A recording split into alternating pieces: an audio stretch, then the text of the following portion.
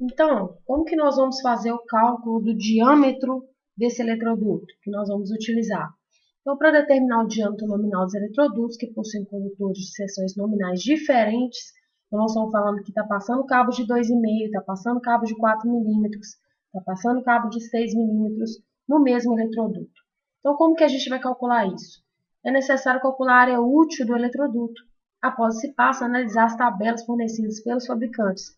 Então, essas tabelas não são disponibilizadas pela norma, elas são disponibilizadas pelos fabricantes de acordo com o tipo de eletroduto que você decidiu passar nessa instalação, seja ela uma instalação residencial, uma instalação comercial, uma instalação aí industrial. Então, para o cálculo do diâmetro interno dos eletrodutos, nós vamos utilizar essa equação: 4 vezes o somatório da área, que é a soma das áreas externas dos condutores a serem instalados, sobre esse fator que nós utilizamos nas tabelas. Então, uma tabela que foi dada para o uso de um condutor, F igual a 0,53. Dois condutores, 0,31. Para o uso de três condutores ou mais, esse fator é 0,40. Então, vezes π, tira a raiz, vai te dar o diâmetro em milímetro. O que você vai fazer depois? Vai colocar nas tabelas dos fabricantes e vai saber qual eletroduto é esse. É um eletroduto de quantas polegadas? Então, para a gente ver um exemplo, então aí nós vamos determinar um diâmetro mínimo do eletroduto de PVC. Ele é um eletroduto rígido, tipo rosqueável, classe B, capaz de conter os condutores de 3 circuitos monofásicos de uma mesma instalação. Então, são condutores isolados em PVC 70 graus, sendo que dois circuitos possuem condutores. Olha, dois circuitos possuem condutores de 4 milímetros quadrados, área total de 13,2 milímetros quadrados, de um cabo de 4 milímetros quadrados, a área total dele é 13,2. E um circuito possui condutores de 2,5 milímetros quadrados, a área total 10,2 milímetros quadrados. Então, para a proteção dos três circuitos, vamos supor, é um circuito de um ar-condicionado, de um chuveiro e de uma iluminação. Então, para a proteção dos três circuitos, utiliza-se um condutor de proteção de 4 milímetros quadrados. Então, para circuitos monofásicos, é um circuito monofásico da instalação, o número de condutores carregados é 2. Nós temos a fase e o neutro. Assim, nós podemos fazer o somatório da área ocupada pelos condutores. Então, esse somatório aqui, ó, da área ocupada pelos condutores. Então, o condutor de 4 milímetros vezes a área dele, 13,2, 2. Condutor de 2 milímetros, a área de 10,2 e 1 de 4 milímetros quadrados, que é um condutor de proteção aí de terra. Então, para os circuitos monofásicos, o número de condutores carregados, nós dissemos que é 2, e o somatório da área vai dar 86,4. Você jogando no cálculo do diâmetro interno do eletroduto, te dá um eletroduto de 16,6 milímetros. Como nós sabemos que eletroduto é esse? Nós vamos olhar na tabela do fabricante. Nós já temos uma ideia, porque nós sabemos que uma polegada é 25,4. Então, nós já sabemos aí que é um eletroduto menor que uma polegada. Então, como o diâmetro encontrado é 16,6, através dos dados fornecidos, é possível verificar o valor comercial mais próximo a esse, que é 21,3. Então, isso é uma tabela de um fabricante, o fabricante é da Tigre, e ela está falando aqui, olha, se o seu cálculo de diâmetro interno deu 21,3, esse eletroduto é um eletroduto de 3 quartos. O diâmetro nominal dele é um diâmetro de 25 milímetros. Então, nós vamos utilizar um eletroduto de 3 quartos para essa aplicação desses circuitos. Então, nós podemos verificar nessa tabela abaixo a transformação de milímetros para polegadas. Então, essas dimensões elas são padronizadas pelas normas brasileiras e é muito comum especificá-las em polegadas. Então, em obras, você vai ouvir falando que o eletroduto é de 1 polegada, 2 polegadas, 4 polegadas, né? Dependendo da instalação. Então, um eletroduto aí de 25 milímetros é um eletroduto de 3 quartos. E por aí vai as transformações, né? De acordo com o diâmetro interno desse eletroduto. Diâmetro nominal dos eletrodutos, tá bom? Então, nós vamos falar agora um pouco sobre os quadros de distribuição. Vocês lembram, nesse exercício que nós fizemos na sala de aula, eu passei para vocês uma planta baixa. E vocês, arbitrariamente, locaram o quadro de distribuição onde quiser. Então, quais são os critérios que a gente utiliza para a instalação desse quadro? Qual que é o melhor local de instalação desse quadro? Então, nós vamos ver aqui que esse quadro de distribuição é um local responsável pelo armazenamento dos dispositivos de proteção. Então, é um assunto que vai ser discutido na próxima sessão, mas nós sabemos que o quadro de distribuição ele tem alguns elementos e ele tem ali os DRs, né, os disjuntores residuais, nós temos ali os dispositivos de proteção contra surto e temos os disjuntores de proteção ali de força. E pela divisão da instalação de circuitos terminais, podendo ser circuitos de iluminação, circuitos de tomada de uso geral, tomadas de uso específico.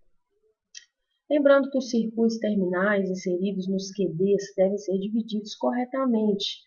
Então, ele está falando aí sobre o equilíbrio das fases. Quando a gente vai fazer um circuito bifásico, um circuito trifásico, nós temos a fase RST, o que nós devemos fazer? Um balanceamento, para que uma fase não fique mais sobrecarregada do que outra. Então, isso auxiliará no dimensionamento dos condutores em bitola menor e, consequentemente, eletrodutos de diâmetro menor, que é o que nós queremos trabalhar. Nós não queremos uma instalação elétrica com cabos de seção nominal grande, nem eletrodutos gigantes que não cabem nem dentro da parede. Então, se for uma instalação interna em alvenaria, de acordo com o método de instalação escolhido pelo dono da obra, né? Pelo dono do empreendimento. Então, esses quadros são formados por disjuntor geral, barramentos de interligação das fases, disjuntores dos circuitos terminais, barramentos de neutro, barramentos de proteção, como diz aí o Filho, no livro dele de 2011.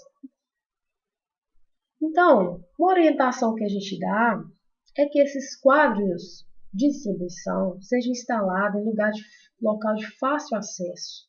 Então, se ocorrer qualquer coisa na casa, né, alguma pessoa estiver tomando um choque, ou estiver acontecendo qualquer problema na casa, ou cair a chave, então tem que ser um local ali, um centro, que seja mais rápido de ser localizado.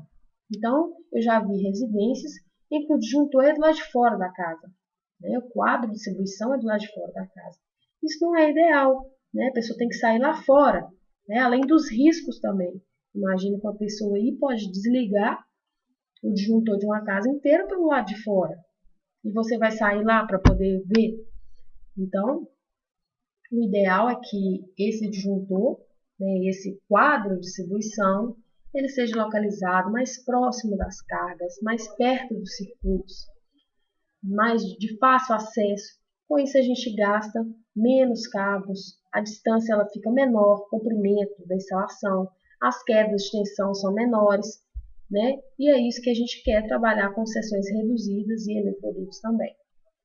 Então nós podemos ver aqui, ó, nessa imagem, né, aqui, ó, barramento de proteção, barramento de terra, deve ser ligado aí na caixa do QD. Aqui o disjuntor residual. Nós temos aqui um outro disjuntor aqui do lado, disjuntor geral. Nós temos aqui outra barra de neutro, que faz ligação dos condutores dos circuitos terminais, né, devendo ser isolada eletricamente da caixa do QD. Nós temos os disjuntores dos circuitos terminais monofásicos. Nós temos aqui o barramento de interligação das fases. Aqui no caso um disjuntor bifásico, nós estamos vendo aqui, ó, proteção, fase, fase e neutro. Então terra, fase, fase e neutro. Então esse barramento faz a interligação das fases. Nós temos aqui o barramento, os disjuntores dos circuitos terminais bifásicos. E aqui do lado, os disjuntores dos circuitos monofásicos. No caso aqui, iluminação, no caso aqui, pode ser chuveiro, pode ser ar-condicionado, que são disjuntores mais utilizados em circuitos bifásicos, onde se é possível, onde a casa ela é uma casa bifásica ou a instalação. Então, tem um método que é utilizado como baricentro, que é um método de determinação do centro de carga. Então, para a determinação desse centro de carga, 3 variáveis devem ser levadas em conta: a quantidade de pontos de utilização, suas potências e localizações. Então, nós temos aí iluminação, disjuntor, cargas gerais, tomadas de uso gerais, tomadas de uso específico. Então, nós vamos fazer um somatório, né, sabendo a sua potência e onde ela está localizada dentro daquela coordenada daquela instalação. Então, as ponderações desses aspectos podem ser realizadas pelo método denominado baricentro, que determina o local geométrico considerando a planta ou parte dela como se fosse um gráfico cartesiano, como vocês estão vendo aqui nessa imagem. Então, nele você tem as coordenadas x e y, como mostra a figura. Então, gente, essas coordenadas nós obtemos aí de mais fácil acesso quando nós estamos trabalhando com essa ferramenta no CAD. Aí você tem as localizações das cargas, né? Então, as cargas aqui, ó, P1, P2, PN, P3, são as potências dos pontos de utilização. Então, a coordenada x do gráfico e a coordenada y do gráfico, da localização. Então, os pontos x e y são calculados pelas seguintes equações. Então, você tem a coordenada vezes a potência, dividido pelas potências, te dá o eixo x, te dá aí uma localização x, que seria aqui, olha, esse resultado aqui geral x e y, que seria o melhor local de instalação da carga desse quadro de distribuição. Entendeu? Esse método te dá uma melhor localização de instalação do quadro de distribuição. Então, é um método que é utilizado, né? Nós sabemos aí que também é de fácil acesso quando você faz a localização da própria instalação na visualização. Você vê um corredor geral, é um lugar de boa instalação, mas nós podemos também utilizar esse método do baricentro. Então, para facilitar aí o exemplo, nós vamos utilizar esse exemplo. Então, é um método para cálculo do centro de carga. Nós vamos imaginar as seguintes cargas instaladas numa determinada residência. Então, nós temos em um ponto da instalação uma carga de 200 watts. Está na coordenada 2 e 3. Você olhou lá no AutoCAD e ele te deu que ele está a 2 metros de um, 3 metros de outro. Temos outra carga de 200 watts na coordenada 3 e 4. Outra carga de 500 watts na coordenada 5 e 6. Então, o que você vai ter? Um resultado x e y, que vai te dar aí o resultado da melhor coordenada de instalação. Então, nesse caso aqui, deveria ser y, né? X e y. Então, em x nós vamos ter 3,89, em y 4,89. Isso vai te dar uma localização gráfica dentro da sua instalação que você projetou aí, de acordo com a planta baixa. Então, de acordo com essa localização, você vai ver ali o melhor local para se instalar o quadro. Então, alguns critérios devem ser respeitados para a instalação do QD, quadro de distribuição. Então, o QD não deve estar em local de fácil acesso, Não deve estar localizado em áreas molhadas. Então, imagina aí, no quadro de distribuição, no banheiro, na lavanderia, na cozinha. Não é indicado. Então, o quadro não deve estar localizado em escadas. Então, é um local perigoso. QD não deve ser instalado em localizados que costumam ficar fechados à chave. Então, imagina aí, acontece alguma coisa, o lugar está fechado. E a quem tem a chave? Ninguém tem a chave. Como que faz? Não pode. Então, tem que ser de fácil acesso. É os critérios de instalação. Então, mesmo que aquele método de baricentro te leve a um ponto que você vê ali que não é um bom ponto com relação a esses critérios, você deve utilizar aí essa premissa. Isso aí é uma premissa de instalação. E visualizar ali qual seria o melhor ponto. Você como projetista. Então, o QD deve ser instalado em local seguro e visível. Então, essas aí são as informações mais importantes. Então, o QD não deve ser instalado em paredes que dificultem a colocação de armários, estantes, entre outros móveis. Então, é um local livre. Aí, normalmente, utilizado em corredores da casa, é um local livre. Você não instala nada, você não instala quadros, você não instala estantes, você tem ali um acesso livre. No caso de alguém correr, de alguém precisar desligar, no caso de uma emergência, ele estará livre para acesso. Então, vou dar para vocês aí 1 minuto para vocês responderem a essa questão.